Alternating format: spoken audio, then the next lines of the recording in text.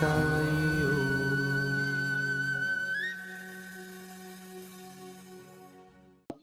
ఈ గ్రంథ రచన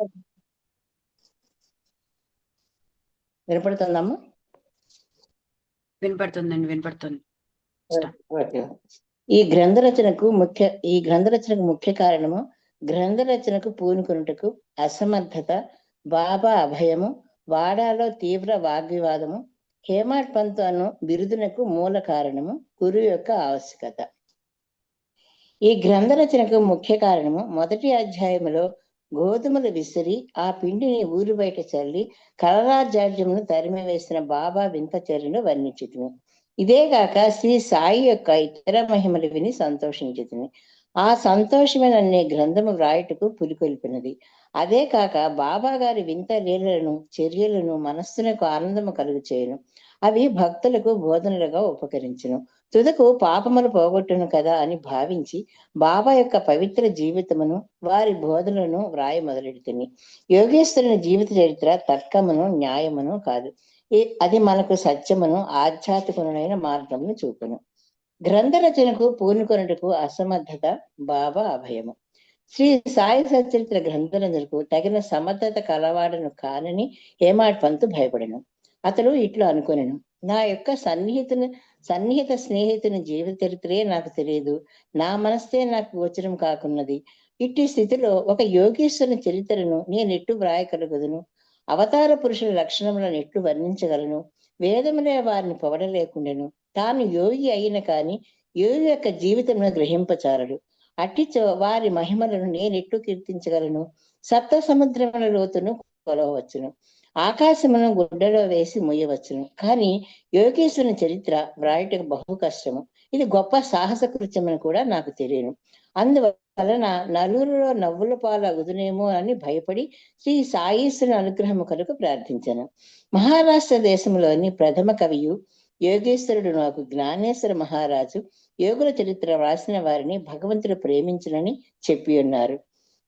ఏ భక్తులు యోగుల చరిత్రను వ్రాయ కుతూహల పడిదరో వారి కోరికలు నెరవేరినట్లు, వారి గ్రంథములు కొనసాగినట్టు చేయుటకు యోగులు అనేక మార్గములు అవలంబించెదరు.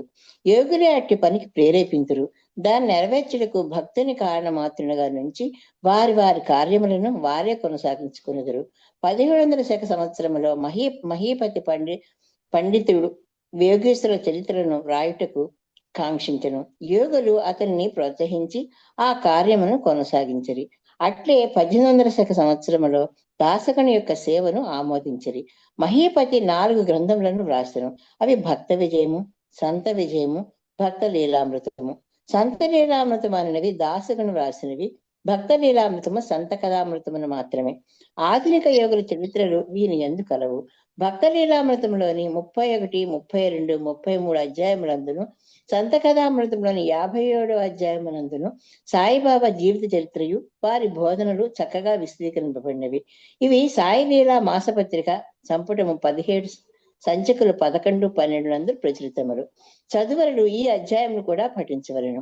శ్రీ సాయిబాబా అద్భుత లీలలు బాంద్రా నివాసగు శ్రీమతి సావిత్రిబాయి రఘునాథ్ తెండూల్కర్చే చిన్న పుస్తకంలో చక్కగా వర్ణింపబడినవి. దాసగడ మహారాజు గారు కూడా శ్రీ సాయి పాటలు మధురంగా వ్రాసి ఉన్నారు. గుజరాతీ భాషలో అమీదాస్ భవానీ మెహతా అను భక్తుడు శ్రీ సాయి కథలను ముద్రించినారు. సాయినాథ ప్రభాను మాసపత్రిక షిరిడీలోని దక్షిణ భిక్ష సంస్థ వారు ప్రచురించి ఉన్నారు.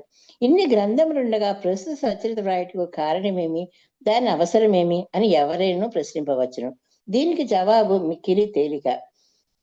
సాయిబాబా జీవిత చరిత్ర సముద్రం వలె విశాలమైనది, లోతైనది. అందరూ దీని అందు మునిగి భక్తి జ్ఞానములను మణులను వెలికి తీసి కావలసిన వారికి పంచిపెట్టవచ్చును. శ్రీ సాయిబాబా నీతి బోధకముకు కథలు, లీలలు మిక్కిలి ఆశ్చర్యమును కలుగు చేయను. అవి మనోవికృత చెందిన వారికి, విచారగ్రస్తులకు శాంతి సమకూర్చి ఆనందము కలుగు చేయను. ఇహపరములకు కావలసిన జ్ఞానమును బుద్ధిని ఇచ్చును. వేదముల వలె రంజకములను ఉపదేశములకు బాబా ప్రబోధములు విని వారిని మననము చేసినచో భక్తులు వాంఛించినవి అనగా బ్రహ్మైక్య యోగము, అష్టాంగ యోగ ప్రావీణ్యము, ధ్యానానందము పొందెదరు. అందుచే బాబా లీలలను పుస్తక రూపమున వ్రాయ నిశ్చయించుకుని బాబాను సమాధికి ముందు చూడని భక్తులకు ఈ లీలలు మిగుల ఆనందము కలుగజేయను. అందుచేత బాబా గారి ఆత్మ సాక్షాత్కార ఫలితముకు పలుకులు బోధలు సమకూర్చుటకు పూనుకుంటుని సాయిబాబాయే ఈ కార్యమునకు నన్ను ప్రోత్సహించను. నా అహంకారమును వారి పాదములపై నుంచి శరణంటిని కావున నా మార్గము సవ్యమైనదనియు బాబా ఇహపర సౌఖ్యములు తప్పక దయచేయనని నమ్మి ఉంటిని. నా అంతట నేను ఈ గ్రంథ రచనకు బాబా యొక్క అనుమతిని పొందలేకుంటుని. మాధవరావు దేశపాండే వరహ శ్యామ అని వారు బాబాకు ముఖ్య భక్తుడు. వారిని నా తరపున బాబాను ప్రార్థించమంటిని. నా తరపున వారు బాబాతో ఇట్లనిరి, ఈ అన్నా సాహెబు మీ జీవిత చరిత్రను వ్రాయ కాంక్షించుతున్నాడు. నేను భిక్షాటనమచే జీవించు ఫకీరును. నా జీవిత చరిత్ర ఆయన అవసరం లేదని అనవద్దు. మీరు సమ్మతించి సహాయపడినచో వారు వ్రాసెదరు, లేదా మీ కృపయే దాన్ని సిద్ధింపచేయును. మీ యొక్క అనుమతి ఆశీర్వాదము లేనిదే ఏదియో జయప్రదముగా చేయలేము. అది వినినంతనే శ్రీ సాయిబాబా మనస్సు కరిగి నాకు ఊదీ ప్రసాదం పెట్టి ఆశీర్వదించను. మరియు శ్యామతో అంటే ఇట్లు చెప్పదొడగను, కథలను అనుభవములను ప్రోగు చేయమను. అక్కడక్కడ కొన్ని ముఖ్య విషయములను టూకీగా వ్రాయమను. నేను సహాయం చేసేదను. వాడు నిమిత్త మాత్రుడే. నా జీవిత చరిత్ర నేనే వ్రాసి నా భక్తుల కోరికలు నెరవేర్చవలను. వాడు తన అహంకారమును విడువవలను. దాన్ని నా పాదముల పైన పెట్టవలను. ఎవరైతే వారి జీవితంలో ఇట్లు చేసేదరో వారికి నేను మిక్కిలి సహాయపడేదను. నా జీవిత చర్యల కొరకే కాదు, సాధ్యమైనంత వరకు వారి గృహకృత్యములందరూ తోడ్పడేదను. వాని అహంకారము పూర్తిగా పడిపోయిన పిమ్మట అది మచ్చులకు కూడా లేకుండానప్పుడు నేను వారి మనస్సులో ప్రవేశించి నా చరిత్ర నేనే వ్రాసుకుందును. నా కథలు బోధలు విన్న భక్తులకు భక్తి విశ్వాసములు కుదురును. వారు ఆత్మ సాక్షాత్కారమును బ్రహ్మానందమును పొందెదరు. నీకు తోచిన దాన్ని నీవు నిర్ధారణ చేయుటకు ప్రయత్నించకము. ఇతరుల అభిప్రాయములను కొట్టివేయుటకు ప్రయత్నించకము. ఏ విషయం పైన కీడు మేలు ఎంచి వివాదము కూడదు. వివాదం అనగానే నన్ను హేమాడ్ పంతు అని పిలిచేటకు కారణమేమో మీకు చెప్పేదనని వాగ్దానం జ్ఞప్తికి వచ్చినది. ఇప్పుడు దాన్నే మీకు చెప్పబోచున్నాను. కాకా సాహెబ్ దీక్షిత్, నానా సాహెబ్ చందోర్కర్లతో నేను ఎక్కువ స్నేహంతో ఉంటిని. వారు నన్ను షిరిడీ పోయి బాబా దర్శనం చేయమని బలవంతం చేసిరి. అట్లే చేసేదని వారికి నేను వాగ్దానం చేస్తుని. ఈ మధ్యలో ఏదో జరిగినది. అది నా షిరిడీ ప్రయాణమునకు అడ్డుపడినది. లోనావాలాలున్న నా స్నేహితుని కొడుకు జబ్బుపడిను. నా స్నేహితుడు మందులు మంత్రములు అన్నీ ఉపయోగించను, కానీ నిష్ఫలమయ్యను. జబ్బు తగ్గలేదు. తుదకు వారి గురువుని పిలిపించుకొని పక్కన కూర్చుండబెట్టుకున్నాను, కానీ ప్రయోజనం లేకుండాను. ఈ సంగతి విని నా స్నేహితుని కుమారుని రక్షించలేని గురువు యొక్క ప్రయోజనమేమి? గురువు మనకి ఏమీ సహాయం చేయలేనప్పుడు నేను షిరిడీ ఏలపోలేను అని భావించి షిరిడీ ప్రయాణమును మానుకుంటేని. కానీ కానున్నది కాకమానదు. అది ఈ క్రింద విధంగా జరిగిన. నానా సాహెబ్ చందోర్కర్ ప్రాంతీయ రెవెన్యూ అధికారి. ఉద్యోగరీత్యా ఒకనాడు ఆయన వసీకు పర్యటనకై పోవుచుండెను. ఠానా నుండి దాదరకు వచ్చి అతడి వసీపు బండి కొరకు కనిపెట్టుకుని ఉండెను. ఈలోగా బాంద్రా లోకల్ బండి వచ్చెను. దానిలో కూర్చొని బాంద్రా వచ్చి నన్ను పిలిపించి షిరిడీ ప్రయాణమును వాయిదా వేసేందుకు నాపై కోపగించెను. నానా చెప్పినది సంతోషదాయకముగాను సమ్మతముగాను ఉండెను. అందుచే ఆ రాత్రే షిరిడీకి పోవ నిశ్చయించుకుని సామాన్లు పట్టుకొని షిరిడీ బయలుదేరుతుని. బాంద్రా నుండి దాదరు వెళ్లి అచ్చట మన్మాడు వెళ్లి రైలు ఎక్కవాలని అనుకుంటుని. అటునే దాదరుకు టికెట్ కొని రైలు రాగానే ఎక్కి కూర్చుంటుని. బండిగా బయలుదేరినగా మహమ్మదీయుడొకడు నేను కూర్చున్న పెట్టెలోనికి హడావుడిగా వచ్చి నా సరంజామాంతలు చూచి ఎక్కడికి పోవచ్చిండు అని నన్ను ప్రశ్నించను. నా ఆలోచన వారికి చెప్పుతుని. వెంటనే అతడు దాదర్ స్టేషన్ లో దిగవద్దని, ఎందుకనగా మన్మాడు మైలు దాదరులో ఆకదని, అదే రైల్లో ఇంకనూ ముందుకు పోయి బోరీ బందరు స్టేషన్ లో దిగమని సలహా ఇచ్చను. ఈ చిన్న లీలయే జరగకుండినచో నేను అనుకున్న ప్రకారము ఆ మరుసటి ఉదయం షిరిడీ చేరలేకపోయేది వాడును. అనేక సందేహములు కూడా కలిగి ఉండేటివి. కానీ నా అదృష్టవశాత్తు అది అట్లు జరగలేదు. మరుసటి దినము సుమారు 9-10 గంటల్లోగా నేను షిరిడీ చేరుకుని. షిరిడీలో నా కొరకు కాకాసాహెబ్ దీక్షిత్ కనిపెట్టుకుని ఉండెను. ఇది 1910 ప్రాంతంలో జరిగినది. అప్పటికి షాటేవాడ ఒక్కటియే షిరిడీ వచ్చి భక్తుల కొరకు నిర్మింపబడి ఉండెను. టాంగా దిగిన వెంటనే బాబాను దర్శించవలనని నాకు ఆత్రము కలిగెను. అంతలో అప్పుడే మసీదు నుండి వచ్చుతున్న తాత్యా సాహెబ్ నోల్కర్ బాబా వాడా చివరన ఉన్నారని మొట్టమొదటి ధూళి దర్శనము చేసుకునమని నాకు సలహా ఇచ్చెను. స్నానానంతరం ఓపికగా మరలా చూడవచ్చును అనెను. ఇది వినిన తోడనే నేను పోయి బాబా పాదములకు సాష్టాంగ నమస్కారం చేసితిని. నాలో ఆనందము పొంగిపొర్లినది. నానాసాహెబ్ చాంద్కర్ చెప్పిన దానికన్నను ఎన్నో రెట్లు అనుభవమైనది. నా సర్వేంద్రియములు తృప్తి చెంది ఆకలి దప్పికలు మరచితిని. మనస్సుకు సంతృష్టి కలిగెను. బాబా పాదములు పట్టిన వెంటనే నా జీవితంలో గొప్ప మార్పు కలిగెను. నాకు షిరిడీ పోవాల్సిందని ప్రోత్సహించిన వారందరికీ నేనెంతో రుణపడినట్లుగా భావించితిని. వారు నా నిజమైన స్నేహితుడిగా భావించితిని. వారి రుణమును నేను తీర్చుకొనలేను. వారిని జ్ఞప్తికి తెచ్చుకొని వారికి నా మనస్సులో సాష్టాంగ ప్రమాణము చేసితిని. నాకు తెలిసినంత వరకు సాయిబాబా దర్శనం వల్ల కలుగు చిత్రమేమన మనలోనున్న ఆలోచనలు మారిపోవును. వెనుకటి కర్మల బలము తగ్గును. క్రమముగా ప్రపంచమందు విరక్తి కలుగును. నా పూర్వజన్మ సుకృతముచే నాకు ఈ దర్శనము లభించినదు అనుకుంటుని. సాయిబాబాను చూచినంత మాత్రముననే నీ ప్రపంచమంతయు సాయిబాబా రూపం వహించెను. వాడాలో తీవ్ర వాగ్వివాదము. నేను షిరిడి చేరిన మొదటి దినమునే నాకును బాలాసాహెబ్ భాటేకును గురువు యొక్క ఆవశ్యకతను గురించి గొప్ప వాగ్వివాదము జరిగెను. మన స్వేచ్ఛను విడిచి ఇంకొకరి ఎందుకు లొంగి ఉండవలను అని నేను ప్రవాదించితిని. మన కర్మలను మనమే చేయుటకు గురువు యొక్క ఆవశ్యకత ఏమి? తనందరూ తానే కృషి చేసి మిక్కిలి యత్నముతో ఈ చిన్న దుఃఖము నుండి తప్పించుకునవలెను. ఏమీ చేయక సోమరిగా కూర్చున్న వానికి గురువు ఏమి చేయగలడు అని నేను స్వేచ్ఛపక్షమును ఆశ్రయించితిని. భాట ఇంకొక వాదమును పట్టుకుని ప్రార్థన తరపున వాదించుచు కాకున్నది కాకమానదు. మహనీయులు కూడా నీ విషయంలో ఓడిపోయేది. మనుజుడు ఒకటి తలచిన భగవంతుడి వేరుడు తలంచును.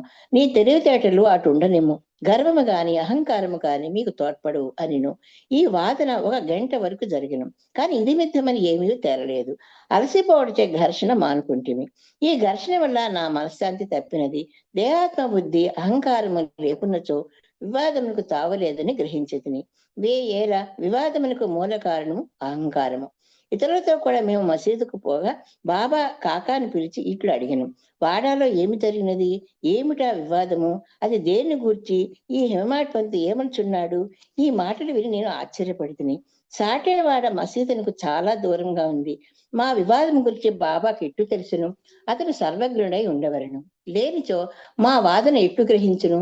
బాబా మన అంతరాత్మపై అధికారి అయి ఉండవచ్చును. హేమాడ్ పంతు అను బిరుదునకు మూల కారణము. సాయిబాబా నన్ను ఎందుకు హేమాడ్ పంతు అని పిలిచినని ఆలోచింపసాగితిని. ఇది హేమాద్రి పంతు నామమునకు రూపాంతరము. దేవగిరికి చెందిన యాదవ వంశ రాజులకు హేమాద్రి పంతు ప్రధానామాత్యుడు. అతడు గొప్ప పండితుడు, మంచి స్వభావము కలవాడు, చతుర్ముఖ చింతామణి, రాజప్రశస్తిని గొప్ప గ్రంథములను రచించినవాడు. మోడీ భాషను ఒక నూతన గణిత విధానమును కనిపెట్టినవాడు. ఇక నేనా వానికి వ్యతిరేక బుద్ధి కలవాడను, మేధాశక్తి అంతగా లేనివాడను. మరి సాయిబాబా నాకెందుకు బిరుదు నొసంగిరో తెలియకుండాను. ఆలోచన చేయగా ఇది నా అహంకారమును చంపుటకు మరియు నేను ఎప్పుడూ అణకువ నమ్రతలు కలిగి ఉండవలని బాబా కోరిక అయి ఉండవచ్చునని గ్రహించితిని. అంతకు ముందు వాడాలో జరిగిన చర్చలో నే చూపిన తెలివితేటలకు బాబా ఈ రీతిగా అభినందించి ఉండవచ్చని అనుకుంటుని. భవిష్యత్ చరిత్రను బట్టి చూడగా బాబా పలుకులకు గొప్ప ప్రాముఖ్యము కలదనియు భవిష్యత్తు తెలిసే బాబా ఇట్లు అని భావించవచ్చును. ఎలా అనగా హేమాడ్ పంతులు శ్రీ సాయిబాబా సంస్థానమును చక్కని చాకచక్యముతో నడిపెను. సంస్థానం యొక్క లెక్కలను బాగుగా నుంచెను. అదేగాక భక్తి, జ్ఞానము, నిర్వ్యామోహము, ఆత్మ శరణాగతి, ఆత్మ సాక్షాత్కారము మొదలగు విషయములతో శ్రీ సాయి సచరిత్ర అను గొప్ప గ్రంథమును రచించెను. గురువు యొక్క ఆవశ్యకత. ఈ విషయమే బాబా ఏమనను హేమాడ్ పంతు వ్రాసి ఉండలేరు. కానీ కాకాసాహెబ్ దీక్షితు ఈ విషయం గురించి తాను వ్రాసికొనిన దానిని ప్రచురించెను. హేమాడ్ పంతు బాబాను కలిసిన 2వ దినము కాకాసాహెబ్ దీక్షిత్ బాబా వద్దకు వచ్చి షిరిడీ నుండి వెళ్ళవచ్చునా అని అడిగాను. బాబా అట్లే అని జవాబిచ్చెను. ఎక్కడకు అని ఎవరో అడుగగా చాలా పైకి అని బాబా చెప్పాను. మార్గమేది అని దీక్షిత్ అడిగాను. అక్కడికి పోటుకు అనేక మార్గములు కలవు. షిరిడీ నుంచి కూడా ఒక మార్గము కలదు. మార్గము ప్రయాసకరమైనది. మార్గ మధ్యమున ఉన్న అడవిలో పులులు, తోడేళ్లు కలవని బాబా బదులును. మార్గదర్శకుని వెంట తీసుకుని పోయినచో అవి తీసుకుని పోయినచో అని కాకాసాహెబ్ అడుగగా అట్లయినచో కష్టమే లేదని బాబా జవాబిచ్చును. మార్గదర్శకుడు తిన్నగా గమ్యస్థానం చేర్చును. మార్గ మధ్యమునున్న తోడేళ్లు పులుల గోతుల నుండి తప్పించును. మార్గదర్శకుడే లేనిచో అడవి మృగములచే చంపబట్టి వచ్చును, లేదా దారి తప్పి గుంటలలో పడిపోవచ్చు అనడం. మసీదులో అప్పుడు అచ్చటనే ఉన్న దాభోల్కరు తన ప్రశ్నకు అదే తగిన సమాధానమని గుర్తించను. వేదాంత విషయంలో మానవుడు స్వేచ్ఛాపరుడా కాడా అన్న వివాదం వలన ప్రయోజనం లేదని గ్రహించను. పరమార్థము నిజముగా గురుబోధల వలనే చిక్కుననియు, రామకృష్ణుడు తమ గురువులైన వశిష్ఠ సాందీపులకు లొంగి అనుకోతో నుండి ఆత్మ సాక్షాత్కారం పొందిరనియు, దానికి దృఢమైన నమ్మకం అనగా నిష్ఠ, ఓపిక అను సబూరి అని 2 గుణములు ఆవశ్యకమని గ్రహించను. 2వ అధ్యాయం సంపూర్ణం. శ్రీ సద్గురు సాయినాథ సాయి.